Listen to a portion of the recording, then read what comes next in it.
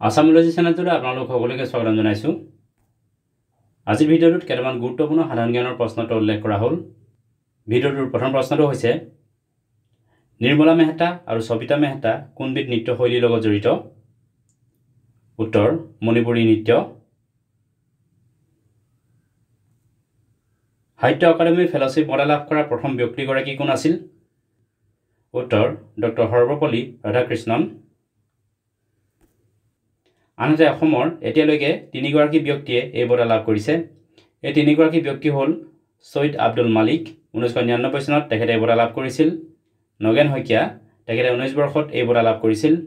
আৰু নীলমণি ফুকন, তেখেতে 2002 চনত এই বঁটা লাভ কৰিছিল।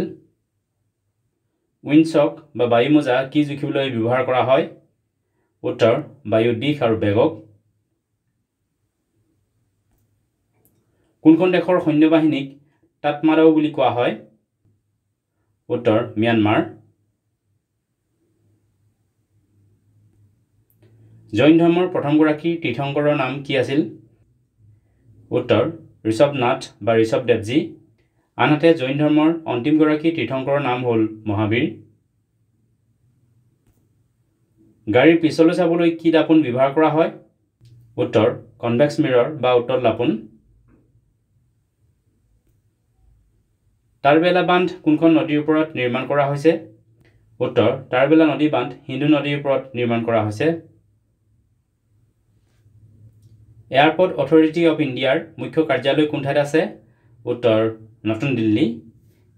এয়াৰপৰ্ট অথৰিটি অফ ইণ্ডিয়াৰ বৰ্তমান চেয়াৰমেন হৈছে বিপিন কুমাৰ। মাটিকালিৰ ভিত্তিত দক্ষিণ ভাৰতৰ আটাইতকৈ ডাঙৰ ৰাজ্যখন কি? উত্তৰ কৰ্ণাটক। আন্তঃৰাষ্ট্ৰীয় প্ৰকৃতি সংৰক্ষণ সংঘ চমুকৈ IUCN কিমান চনত গঠন কৰা হৈছিল? উত্তৰ 1948 চনত। IUCNৰ ফুল ফৰ্ম হ'ল International Union for Conservation of Nature. ভাৰতৰ আটাইতকৈ চুটি নেশ্যনেল হাইৱে অৰ্থাৎ ৰাষ্ট্ৰীয় ঘাইপথ কি?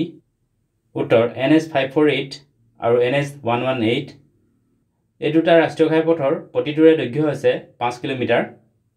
NH 548 আছে মহাৰাষ্ট্ৰত আৰু NH 118 আছে উৰিষ্যাত। সমাৱেশলৈ বা ক্ৰাউডক ভয় কৰা ৰোগক কি বোলে? উত্তৰ এনক্লফোবিয়া। দুখন পাহাৰ বা পৰ্বতৰ মাজৰ নিম্নভূমি অংশক কি বোলে? উত্তৰ ভেলী বা উপত্যকা। টিটিকাকা হ্ৰদ কোন দুখন দেশৰ সীমাত অৱস্থিত? উত্তৰ বলিভিয়া আৰু পেৰু। কাবেৰী নদী কোনখন সাগৰত গৈ মিলিত হৈছে?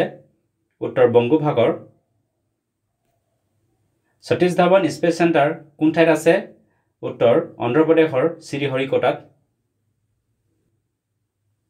ভাৰতৰ থৰ মৰুভূমিক অন্য কি নামেৰে জনা যায়? উত্তৰ the Great Indian Desert. Foxtail orchid বা কপৌ ফুল কোন দুখন ৰাজ্যৰ ৰাজ্যিক ফুল? উত্তৰ অসম আৰু অৰুণাচল প্ৰদেশ। কামাখ্যা মন্দিৰ কোনটো পাহাৰত অৱস্থিত? উত্তৰ নীলাচল পাহাৰ। নাইট্ৰজেন আৰু অক্সিজেনৰ পাছতে বায়ুমণ্ডলত কোনবিধ গেছ সৰ্বাধিক পোৱা যায়? উত্তৰ আৰ্গন। কীটপতংগৰ দ্বাৰা হোৱা পৰাগযোগক কি বোলে? উত্তৰ এণ্টমফিলি। বেৰি ৰোগ কি ভিটামিনৰ অভাৱত হয়? উত্তৰ ভিটামিন B1 বা থিয়ামিন। সাগৰৰ পৰা স্থললৈ বৈ যোৱা বতাহক কি বোলে? উত্তৰ চি ব্ৰিজ। আনহাতে স্থলৰ পৰা সাগৰলৈ বৈ যোৱা বতাহক লেণ্ড ব্ৰিজ বুলি কোৱা হয়। ভাৰতৰ কেইখন ৰাজ্য সাগৰৰ লগত সীমা আছে? উত্তৰ 9খন ৰাজ্য।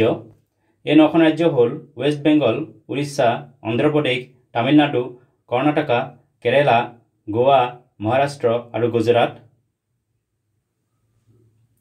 বিশ্ব শিশু দিৱস কোন তাৰিখে পালন কৰা হয়? উত্তৰ 20 নৱেম্বৰ। আনহাতে ভাৰতৰ ৰাষ্ট্ৰীয় শিশু দিৱস পালন কৰা হয় 14 নৱেম্বৰত। এইকেইটা আছিল কেইটামান গুৰুত্বপূৰ্ণ জিকে।